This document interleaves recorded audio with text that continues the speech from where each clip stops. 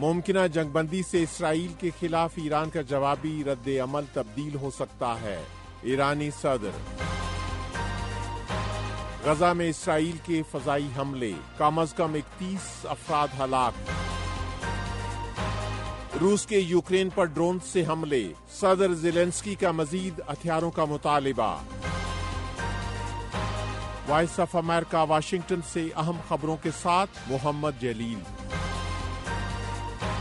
ایران کے صدر نے کہا ہے کہ خطے میں اس کے اتحادیوں اور اسرائیل کے درمیان ممکنہ جنگ بندی ایران کی فوجی تنصیبات پر اسرائیل کی فضائی کارروائی کے رد عمل میں ایران کی جوابی کارروائی کی شدت کو متاثر کر سکتی ہے۔ ایران کے سرکاری میڈیا کے مطابق ایرانی صدر مسعود پزشکیان نے کہا ہے کہ اگر اسرائیل اپنے رویے پر نظر ثانی کرتے ہوئے جنگ بندی قبول کر لیتا ہے تو تہران کے رد عمل کی شدت اور نوعیت تبدیل ہو سکتی ہے، لیکن ایرانی صدر نے کہا ہے کہ ایران اپنی خود مختاری اور سلامتی کے خلاف کسی بھی جارحیت کا جواب دینے سے گریز نہیں کرے گا۔ ایران کے 1 اکتوبر کے میزائل حملوں کے جواب میں اسرائیل نے 26 اکتوبر کو ایران کی فوجی تنصیبات کو نشانہ بنایا تھا۔ اسرائیل نے ایران کو یہ کارروائی کرنے کی جوابی دھمکی دے رکھی تھی، جس کے رد عمل میں تہران نے سخت جوابی کارروائی کا عزم ظاہر کیا تھا۔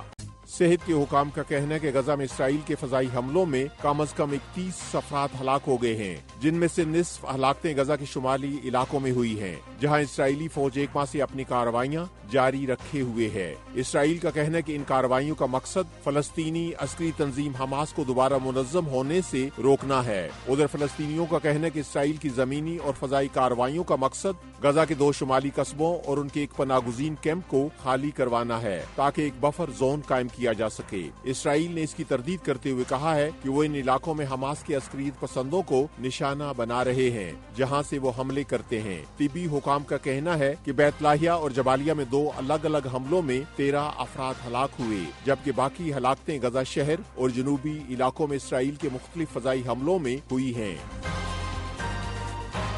چین نے فرانس پر زور دیا ہے کہ وہ یورپی کمیشن اور چین کے درمیان چینی الیکٹرک گاڑیوں سے متعلق ٹیرف کے تنازع کے قابل قبول حل کے لیے فعال کردار ادا کرے۔ اتوار کو شنگھائی میں فرانس کے نائب وزیر تجارت سے ملاقات میں چین کے وزیر تجارت نے چین کی یورپی یونین کی چینی الیکٹرک گاڑیوں سے متعلق اینٹی ڈمپنگ تحقیقات پر تشویش کا اظہار کیا ہے، جس نے چین اور یورپی یونین کے درمیان آٹو انڈسٹری کے شعبے میں تعاون کو محدود کر دیا ہے۔ یورپی یونین نے گزشتہ سال چین کی تیار کردہ الیکٹرک گاڑیوں کی درآمدات سے متعلق سبسڈی کے معاملے پر تحقیقات شروع کی تھیں، اور اس ماہ کے اوائل میں چین نے یورپی یونین کی کئی مصنوعات کے خلاف جوابی اقدامات کا اعلان کیا تھا، جن پر بات کرنے کے لیے فرانس کے عہدیدار چین کا 3 روزہ دورہ کر رہے ہیں۔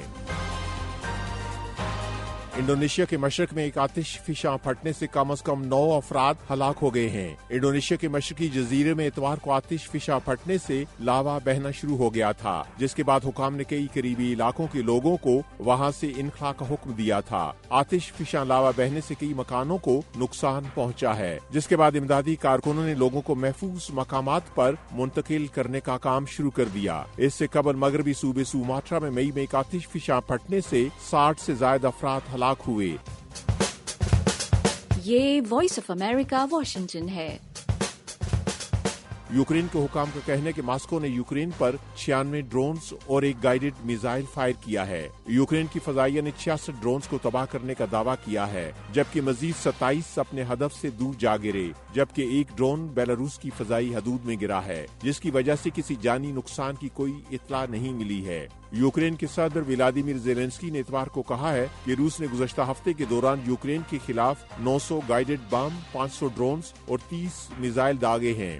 صدر زیلنسکی نے روس کے تازہ ڈرون حملوں کے بعد اپنے اتحادیوں سے طویل فاصلے کے ہتھیار فراہم کرنے کی اپیل کی ہے۔ انہوں نے کہا کہ اگر انہیں کافی امداد مل جاتی تو شاید یہ حملے نہ ہوتے۔ ادھر روس نے بھی یوکرین کی طرف سے داغے گئے 19 ڈرونز تباہ کرنے کا دعویٰ کیا ہے۔